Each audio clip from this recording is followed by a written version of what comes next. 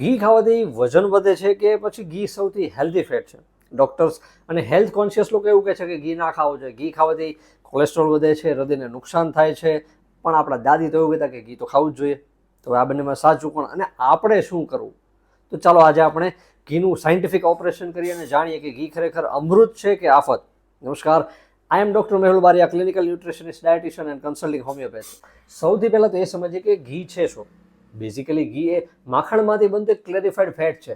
માખણને જ્યારે આપણે ગરમ કરીએ છીએ ત્યારે તેમાંથી પાણી અને મિલ્ક સોલિડ દૂર થઈ જાય છે અને જે બચે છે એ હોય છે શુદ્ધ ઘી, કે જેની અંદર લેક્ટોઝ અને કેસીન નહિવત માત્રામાં હોય છે. અને એટલા માટે જ કેટલાક લોકો માટે ઘી ઇઝી ટુ ડાયજેસ્ટ બની જાય છે, કે જેમને લેક્ટોઝ ઇન્ટોલરન્સ હોય છે, દૂધ અને દૂધની બનાવટ માફક નથી આવતી હોતી. હવે જોઈએ ઘીના ફાયદા કેટલા છે, પછી ગેરફાયદા વિશે પણ વાત કરશું. ઘીમાં બ્યુટેરિક એસિડ હોય છે કે જે આંતરડાને સ્વસ્થ રાખે છે, કબજિયાતને દૂર કરે છે અને પાચન શક્તિમાં સુધારો કરે છે. નંબર 2, તેલ કરતાં ઘી વધારે તાપમાન સહન કરી શકે છે, માટે રસોઈ કરતી વખતે ઘી જલ્દી બળી જતું નથી અને ઝેરી તત્વો પેદા નથી કરતું.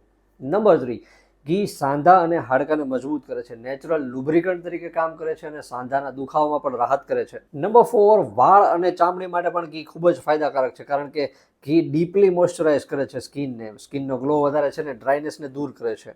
મગજના કાર્યક્ષમતા વધારે છે, કારણ કે ઘીની અંદર જે ગુડ ફેટી એસિડ હોય છે મગજના કોષોને મજબૂત કરે છે અને યાદશક્તિ પણ વધારે છે. ઘી એ ઇમ્યુનિટી બૂસ્ટર છે, મતલબ કે રોગ પ્રતિકારક શક્તિ પણ વધારે છે, જેથી વાયરલ ઇન્ફેક્શન સામે રક્ષણ મળે છે. અને લાસ્ટમાં ઘી એ ઉર્જા એનર્જીનો સ્ત્રોત છે, કારણ કે ઘીમાં મીડિયમ ચેન ડ્રાય ગ્લિસરાઇડ હોય છે કે જે ઇઝીલી ડાયજેસ્ટ થઈ જાય છે અને ઉર્જાને તરત જ ઉત્પન્ન કરી શકે છે. હવે જોઈએ ઘીના ગેરફાયદા શું છે. વજનમાં વધારો, કારણ કે ઘીમાં કેલરી અને ફેટનું પ્રમાણ વધારે છે અને જો તમારું જીવન જ બેઠાડું છે, તમે કસરત કરતા નથી અને વધારે પ્રમાણમાં ઘી લો છો, તો એ તમારા શરીરમાં ચરબીના રૂપમાં જમા થશે અને તમારું વજન વધારે છે. નંબર 2, જેને હાર્ટનો કોઈ પ્રોબ્લેમ છે, બ્લોકેજ છે, કોલેસ્ટ્રોલ વધારે છે, હાઈ બ્લડ પ્રેશર છે, એમને ડૉક્ટરની સલાહ વગર ઘી ના લેવું જોઈએ, કારણ કે ઘીમાં LDL હોય છે જે હૃદયને તકલીફ આપી શકે છે.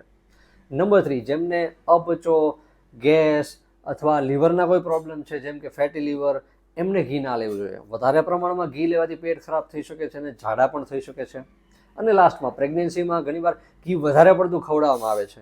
ઘી પોષણની દ્રષ્ટિએ જો કે સારું છે, પણ વધારે પ્રમાણમાં ઘી લેવાથી વજનમાં વધારો થશે અને એ વજન વધેલો જે છે એ ડિલિવરી ટાઈમે કોમ્પ્લિકેશન ઊભા કરી શકે છે.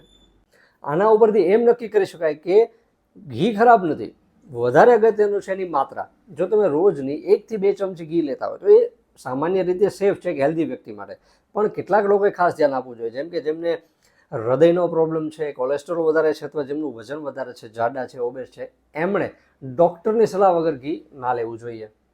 આઈ હોપ કે તમને હવે સમજાઈ ગયું હશે કે ઘી ખાવું કે નહીં એ ખરેખર પ્રશ્ન જ નથી, કેટલું ઘી ખાવું એ સૌથી મહત્વનું છે.